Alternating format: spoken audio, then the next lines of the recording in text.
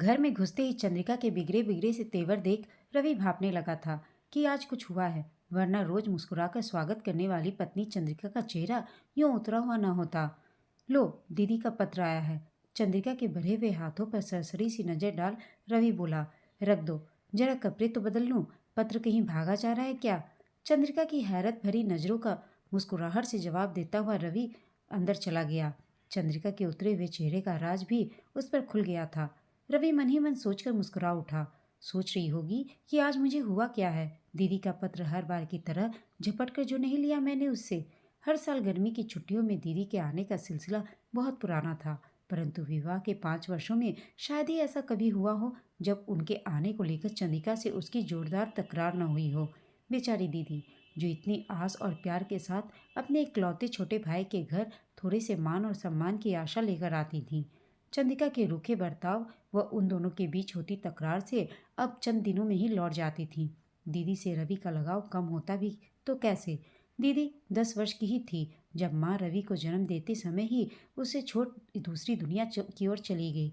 दीदी न होती तो मेरा क्या होता, यह सोचकर ही उसकी आंखें भर उठती। दीदी उसकी बड़ी बहन बाद में थी, माँ जैसी पहले थी। कैसे भूल जाता रवि बचपन से लेकर जवानी तक उनके दिनों को, जब कदम कदम पर दीदी ममता और प्यार की छाया ले उसके साथ चलती रही थी। दीदी तो विवाह भी न करती, परंतु रिश्तेदारों के तानों और बेटी की बढ़ती उम्र में चिंतित पिताजी के चेहरे पर बढ़ती झुर्रियां को देखने के बाद रवि ने अपनी कसम देकर दीदी को विवाह के लिए मजबूर कर दिया था। विवाह के बाद भी बेटे की तरह पाले भाई की तरफ दीदी के अंदर से गई नहीं थी। उसकी जरा सी खबर पाते ही दीदी दौड़ी चली आती थी। वह भी उनके जाने के बाद कितना अकेला हो गया था।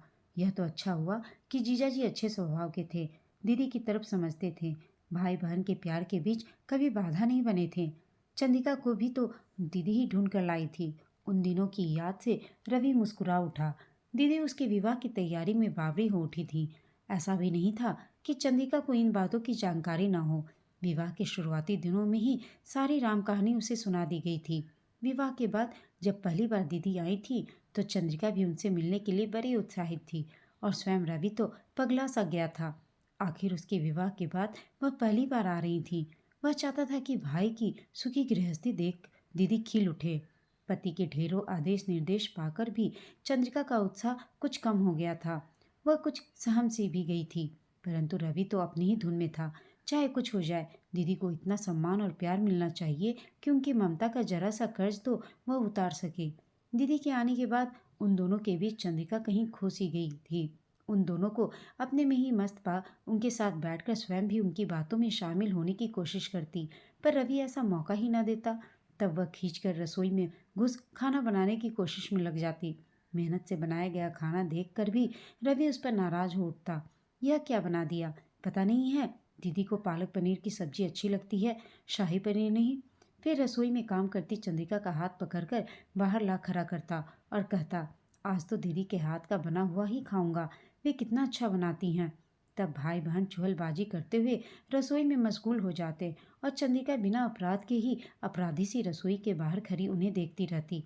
दीदी जरूर कभी कभी चंद्रिका को भी साथ लेने की कोशिश करती, लेकिन रवि अनजाने ही उनके बीच एक ऐसी दीवार बन गया था कि दोनों औपचारिकता से आगे कभी बढ़ ही नहीं पाई थीं।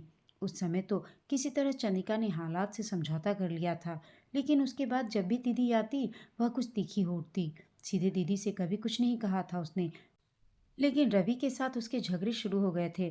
दीदी भी शायद यह भाप गई थी, इसलिए धीरे धीरे उनका आना कम होता जा रहा था। इस बार तो पूरे 1 वर्ष बाद आ रही थी। पिछली बार उनके सामने ही चंद्रिका ने रवि से इतना झगड़ा किया कि वे बेचारी 4 दिनों में ही वापस चली गई थी। जितने भी दिन वे रहीं, चंद्रिका ने बिस्तर से नीचे कदम न रखा। हमेशा सिरदर्द का बहाना बना अपने कमरे में ही पड़ी रहती। एक दोपहर दीदी को अकेले काम में लगा देख भनभनाता हुआ रवि चंद्रिका से लड़ पड़ा था। तब वह तीखी आवाज में बोली थी, तुम क्या समझते हो मैं बहाना कर रही हूँ? वैसे भी तुम्हें और तुम्हारी दीदी का मेरा कोई काम पसंद ही कब आता है? तुम दोनों तो बातों में मशगूल हो जाओगे, फिर मैं वहाँ क्या करूँगी? बढ़ते बढ़ते बात तेज झगड़े का रूप ले चुकी थी। दीदी कुछ बोली नहीं, पर दूसरे ही दिन सुबह रवि द्वारा मिन्नतें करने के बाद भी चली गई थी। उनके चले जाने के बाद भी बहुत दिनों तक रवि और चंद्रिका के संबंध सामान्य न हो पाए थे। दीदी के इस तरह चले जाने के कारण वह चंद्रिका को माफ नहीं कर पाया था। दोनों के बीच बढ़ते तनाव को देख अभी एक खामोशी से सब कुछ देख रहे पिताजी ने आखिरकार एक दिन रात को खाने के बाद टहलने के लिए निकलते समय उसे भी साथ ले लिया था। वे उसे समझाते हुए बोले, पति पत्नी के संबंध का अजीब ही कायदा होता है। इस रिश्ते के बीच किसी तीसरे की उपस्थिति बर्दाश्त नहीं होती। लेकिन दीदी कोई गैर नहीं है। बीच में ही बात काटते हुए रवि का स्वर रोष से भर उठा। पिताजी बोले, बेटा, विवाह के बाद सबसे नजदीकी रिश्ता पति पत्नी का ही होता है। बाकी संबंध गौण हो जाते हैं। माना कि सभी संबंधों की अपनी अपनी अहमियत है, लेकिन किसी भी रिश्ते पर कोई रिश्ता हावी नहीं होना चाहिए, वरना कोई भी सुखी नहीं रहता। तुम ही बताओ, इतनी कोशिशों के बाद भी क्या तुम्हारी दीदी खुश हैं? समझाते समझाते पिताजी सवाल सा कर उठे। तो मैं क्या करूं? रवि बोला। चंद्रिका की खुशी के लिए दीदी से सारे संबंध तोड़ लूं, या फिर दीदी के लिए चंद्रिका से? रवि असमंजस में था। आप तो जानते हैं पिताजी कि दोनों ही मुझे कितने प्रिय हैं। संबंध तोड़ने के लिए कौन कहता है रवि? पिताजी धीरे से हंस पड़े, फिर गंभीर हो बोले, यह तो तुम भी मानते होगे कि चंद्रिका मन से बुरी या झगड़ालू नहीं है। मेरा कितना ख्याल रखती है, तुम्हारे लिए भी आदर्श पत्नी सिद्ध हुई है। फिर दीदी से ही उसकी क्या दुश्मनी है? रवि के इस सवाल पर थोड़ी देर तक उसे गहरी नजरों से देखने के बाद पिताजी बोले, कोई दुश्मनी नहीं है बेटा। याद करो, पहली बार वह भी कितनी उत्साहित थी इन सब के लिए। अगर कोई दोषी है तो वह स्वयं तुम हो। मैं? सीधे सीधे अपने को अपराधी पा रवि अचकचा उठा था। हाँ, तुम उन दोनों के बीच एक दीवार बनकर खड़े हो। कुछ करने का मौका ही कहाँ देते हो? आखिर वह तुम्हारी पत्नी है, वह तुम्हारी खुशी के लिए कुछ भी करने को तैयार रहती है। लेकिन तुम हो कि अपनी बहन के आते ही उसके पूरे के पूरे व्यक्तित्व को ही नकार देते हो। पिताजी सांस लेने के लिए तनिक रुके। रवि सिर झुकाए चुप बैठा किसी सोच में डूबा सा था। बेटा, मुझे बहुत खुशी है कि तुम्हारी दीदी और तुम में इतना स्नेह है। भाई बहन से कहीं अधिक तुम दोनों एक दूसरे के अच्छे दोस्त हो, पर अपनी दोस्ती की सीमाओं को बढ़ाओ। अब चंद्रिका को भी इसमें शामिल कर लो। यह उसका भी घर है। उसे तय करने दो कि वह अपने मेहमान का कैसे स्वागत करती है। विश्वास मानो, इससे तुम सबके बीच से तनाव और गलतफहमियों के बादल छट जाएंगे और तुम सब एक दूसरे के अधिक पास आ जाओगे। अंदर कितनी देर लगाओगे? चंद्रिका की आवाज़ सुन वह चौंक उठा। अरे, इतनी देर से मैं अंदर रूम में ही बैठा हूँ। झटपट नहाकर वह बाहर निकला। चाय और गर्मा गर्म नाश्ते की प्लेट उसका इंतजार कर रही थी। इस दौरान वे खामोश रहे। जूठे कप व प्लेटें समेटती चंद्रिका की हैरत यह देख और बढ़ गई कि रवि पत्र को हाथ लगाए बगैर ही एक पत्रिका पढ़ने लगा। तुम्हारी तबीयत तो ठीक है रवि? चंद्रिका का चिंतित चेहरा देखकर अपनी हंसी को रवि ने मुश्किल से रोका। हाँ, ठीक है। क्यों? फिर अभी तक दीदी का पत्र क्यों नहीं पढ़ा तुमने? चंद्रिका के सवाल के जवाब में वह लापरवाही से बोला, तुमने तो पढ़ा ही होगा। खुद ही बता दो, क्या लिखा है दीदी ने? वे कल दोपहर की गाड़ी से आ रही हैं। अच्छा, कह वह पत्रिका पढ़ने में मशगूल हो गया। कुछ देर तक चंद्रिका कहीं वहीं खड़ी गौर से देखती रही उसे, फिर कमरे से बाहर निकल गई। दूसरे दिन रविवार था। सुबह सुबह रवि को अखबार में खोया पाकर चंद्रिका बहुत देर तक खामोश न रह सकी। दीदी आने वाली हैं, तुम्हें कुछ ख्याल भी है? पता है, अखबार में नजर जमाए हुए रवि बोला। खाक पता है? चंद्रिका झुंझला उठी। कुछ सामान वगैरह लाना है या नहीं? घर तुम्हारा है, तुम जानो। उसकी झुंझलाहट पर रवि खुद मुस्कुरा रहा था। कुछ देर तक उसे घूरने के बाद पैर पटकती हुई चंद्रिका थैला और पर्स लेकर बाहर निकल गई। जब वह लौटी तो भारी थैले के साथ पसीने से तरबतर थी। रवि आश्चर्यचकित था। वह दीदी की पसंद की एक एक चीज छांट कर लाई थी। दोपहर के खाने में क्या बनाऊं रवि? सवालिया नजरों से उसे देखते हुए चंद्रिका ने पूछा। तुम जो भी बनाओगी लाजवाब ही होगा, कुछ भी बना लो। रवि की बात सुन चंद्रिका ने उसे यूं घूर कर देखा जैसे उसके सिर पर सींग उगाए हो। दोपहर से काफी पहले ही वह खाना तैयार कर चुकी थी। रवि की तेज नजरों ने देख लिया था कि सभी चीजें दीदी की पसंद की ही बनी हैं। वास्तव में वह मन ही मन पछता भी रहा था। उसे महसूस हो रहा था कि उसके बचकाने व्यवहार की वजह से ही दीदी और उसकी पत्नी चंद्रिका इतने समय तक अजनबी बने परेशान होती रहीं। ट्रेन का टाइम हो रहा है रवि, स्टेशन जाने के लिए कपड़े निकाल दूं? चंद्रिका अपने अगले सवाल के साथ सामने खड़ी थी। अपने को व्यस्त सा दिखाता रवि बोला, उन्हें रास्ता तो पता है, ऑटो लेकर आ जाएंगी। तुम्हारा दिमाग तो सही है रवि। बहुत देर से जमा हो रहा लावा अचानक ही फूट कर बाहर निकल पड़ा। पता है ना कि वे अकेली आ रही हैं। लेने नहीं जाओगे तो उन्हें कितना बुरा लगेगा। आखिर तुम्हें हुआ क्या है? अच्छा बाबा, जाता हूँ, पर एक शर्त पर, तुम भी साथ चलो। मैं? हैरत में पड़ी चंद्रिका बोली, मैं तुम दोनों के बीच वहाँ क्या करूँगी? रवि बोला। फिर मैं भी नहीं जाता। उसे अपनी जगह से टस से मस न होते देख आखिर चंद्रिका ने अपने हथियार डाल दिए। अच्छा उठो, मैं भी चलती हूँ स्टेशन। चंद्रिका को साथ आया देख दीदी पहले तो हैरत में पड़ी, फिर खिल उठी। शायद पिछली बार के कटु अनुभव ने उन्हें भयभीत कर रखा था। स्टेशन पर चंद्रिका को भी देख एक पल में सारी शंकाएं दूर हो गईं। वे खुशी से पैर छूने को झुकी चंद्रिका के गले से लिपट गईं। रवि सोच रहा था, इतनी अच्छी तरह से तो वह घर में भी कभी नहीं मिली थी। किस सोच में डूब गए। दीदी का खिला खिलाता स्वर उसे गहरे तक खुशी से भर गया। सामान उठा, वह आगे आगे चल दिया। चंद्रिका और दीदी पीछे पीछे बतियाती हुई आ रही थीं। खाने की मेज पर भी रवि कम बोल रहा था। चंद्रिका की आग्रह करके दीदी को खिला रही थी। हर बार चंद्रिका के अबोलेपन की स्थिति से शायद माहौल तनावयुक्त हो उठा था, इसलिए दीदी अब जितनी सहज व खुश लग रही थी उतनी पहले कभी नहीं लगी थी। खाने के बाद वह उठकर अपने कमरे में आ गया। वे दोनों बहुत देर तक वहीं बैठी बातों में जुटी रहीं। कुछ देर बाद चंद्रिका कमरे में आकर दबे स्वर में बोली, यहाँ क्यों बैठे हो रवि? जाओ दीदी से कुछ बातें कर लो। तुम हो ना, मैं कुछ देर सोऊंगा। कहते कहते रवि ने करवट बदलकर अपनी आंखें मूंद ली। रात के खाने में की तैयारी में चंद्रिका का हाथ बटाने के लिए दीदी भी रसोई में आ गई थी। रवि टीवी खोलकर बैठा था। रवि की तबीयत ठीक नहीं है क्या? रसोई घर से आता दीदी का स्वर सुन रवि के कान चौकन्ने हो गए। पल भर की खामोशी के बाद चंद्रिका का स्वर उभरा, नहीं तो आजकल ऑफिस के में काम अधिक होने से ज़्यादा थक जाते हैं, इसलिए थोड़े खामोश हो गए हैं। आपको बुरा लगा है क्या? अरे नहीं, इसमें बुरा मानने की क्या बात है चंद्रिका। वैसे भी तुम्हारा साथ ज़्यादा भला लग रहा है। पहली बार ऐसा लग रहा है कि अपने मायके आई हूँ। माँ तो थी नहीं जिनसे यहाँ आने पर मायके का एहसास होता।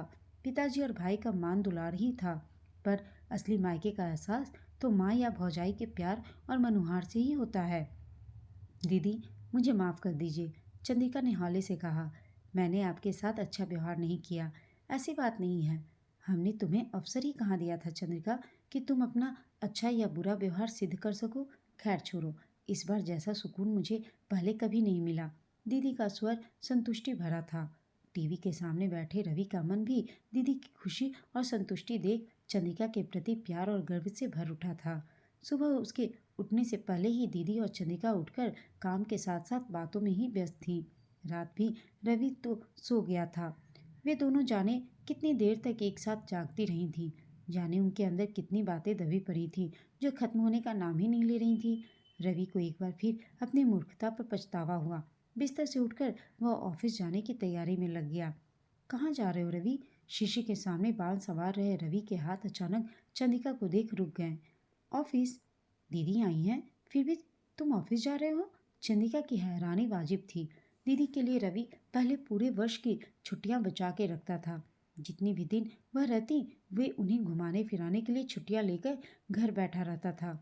छुट्टी क्यों नहीं लेते? हम सब घूमने चलेंगे, चंद्रिका जोर देते हुए बोली। नहीं नहीं, इस बार छुट्टियां बचा रहा हूँ। शरारत भरी नज़र चंद्रिका के चेहरे पर डालता हुआ रवि बोला। क्यों क्यों छुट्टियां बचा रहे हो?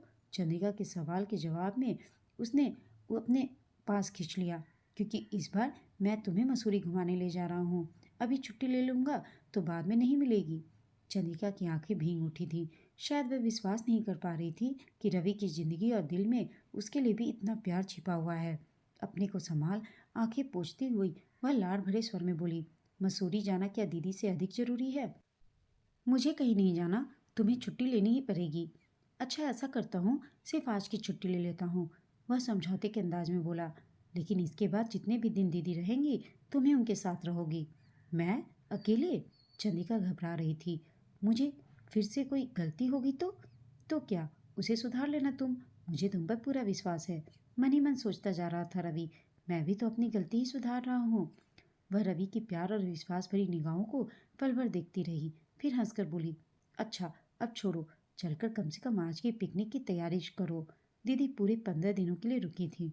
चंद्रिका और उनके बीच संबंध बहुत मधुर हो गए थे। इस बार पिताजी भी अधिक खुश नजर आ रहे थे। दीदी के जाने का दिन ज्यों ज्यों नजदीक आ रहा था, चंद्रिका उदास होती जा रही थी। आखिरकार जीजाजी के बुलावे के पत्र ने उनके लौटने की तारीख तय कर दी। दौड़ी दौड़ी चंद्रिका बाजार जाकर दीदी के लिए साड़ी और जीजाजी के लिए कपड़े खरीद लाई थी। तरह तरह के पापड़ और अचार दीदी के मना करने के बावजूद चंद्रिका ने बांध दिए थे। शाम की ट्रेन थी। चंद्रिका दीदी के साथ के लिए तरह तरह की चीज़ें बनाने में व्यस्त थी। रवि सामान पैक करती दीदी के पास आकर बैठा। दीदी ने मुस्कुराकर उसकी तरफ देखा। अब तुम कब आ रहे हो चंद्रिका को लेकर मेरे यहाँ? आऊँगा दीदी, जल्दी ही आऊँगा। बैठी हुई दीदी की गोद में वह सिर रखकर लेट गया। तुम नाराज़ तो नहीं हो ना दीदी? किस लिए? उसके बालों में हाथ फेरती हुई दीदी एकाएक ही उसकी बात सुन हैरत में पड़ गई कि आखिर इसे क्या हो गया।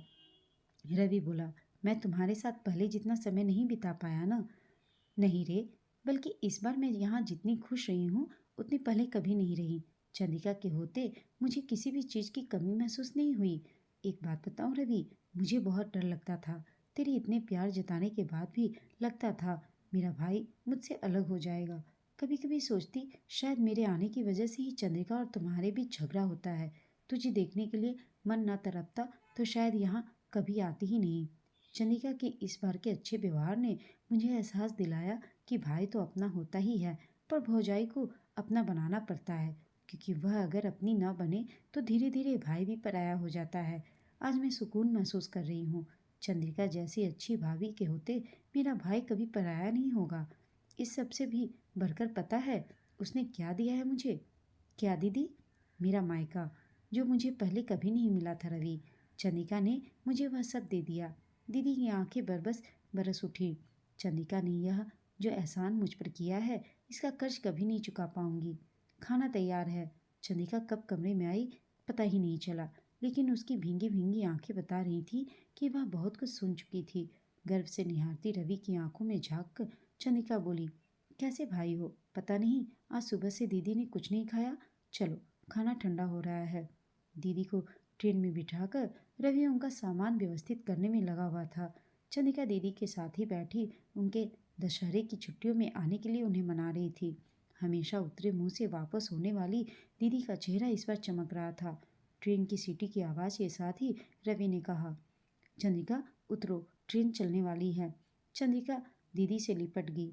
जल्दी आना दीदी, और जाते ही पत्र लिखना। अब पहले तुम दोनों मेरे घर आना। भींगी आंखों के साथ दीदी मुस्कुरा रही थी। उनके नीचे उतरते ही ट्रेन ने सरकना शुरू किया। दीदी पत्र जरूर लिखना। दोनों अपने अपने रुमाल हिला रही थीं। ट्रेन गति पकड़ स्टेशन से दूर होती जा रही थी। चंद्रिका ने पलटकर रवि की तरफ देखा। रवि की गर्व भरी आंखों को निहारती चंद्रिका की आंखें भी चमक उठी थीं। दोस्तों, आपको यह कहानी कैसी लगी कमेंट करके बताइएगा। साथ ही कहानी अच्छी लगी हो तो इसे लाइक शेयर और चैनल को सब्सक्राइब अवश्य कीजिएगा। कहानी सुनने के लिए आप सबका धन्यवाद।